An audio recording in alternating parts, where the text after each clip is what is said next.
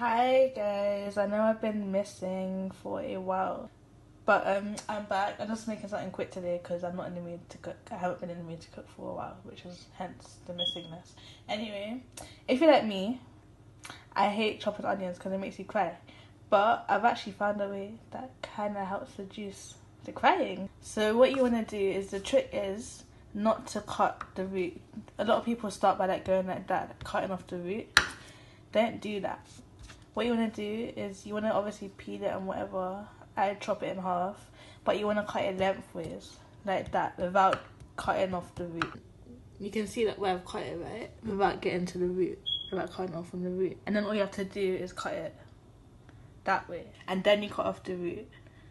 But you see, I've done it. I've chopped it, and I'm not crying. Another trick is to keep it in the fridge. Keep your onions in the fridge because cold onions don't release as much of whatever the hell it is that makes you cry, okay?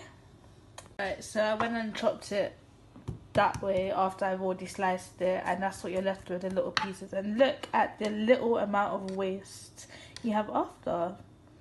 I highly recommend you guys do this method, guys. I haven't cried once whilst chopping this onion, which is an accomplishment because I hate chopping onions. My boyfriend hates chopping onions. Like, onions are just not our friends most of the time, but it's actually more enjoyable this way. I'm sure you guys know how to boil pasta, but what you want to do is boil the kettle, put it in your pot, and then turn on the heat. I have a funny story about that actually. I was at uni, in my uni house, and somebody turned on the heat before they'd even boiled the water. Then obviously when you put the water into the piping hot pan, it creates smoke and stuff. Yeah guys, just put the water in first. Put the water in first and then turn on the heat. Salt it liberally because pasta has no flavour until you add the salt. I use pink Himalayan salt, but you can use any salt to salt your pasta. I'm going to add the spaghetti because I need both hands.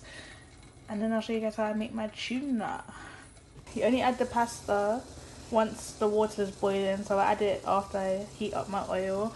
On a low heat, heat up like a tablespoon of oil, any oil, vegetable, sunflower, it doesn't really matter. Once the oil is heated up, I'll be back.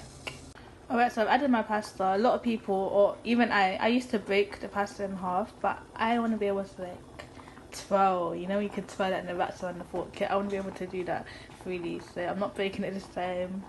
It will soften up and all get in the water eventually. Okay, so the pasta will be done in the next 5 minutes. The onion has been frying for about 5 minutes. I've just added my tuna chunks in sunflower oil.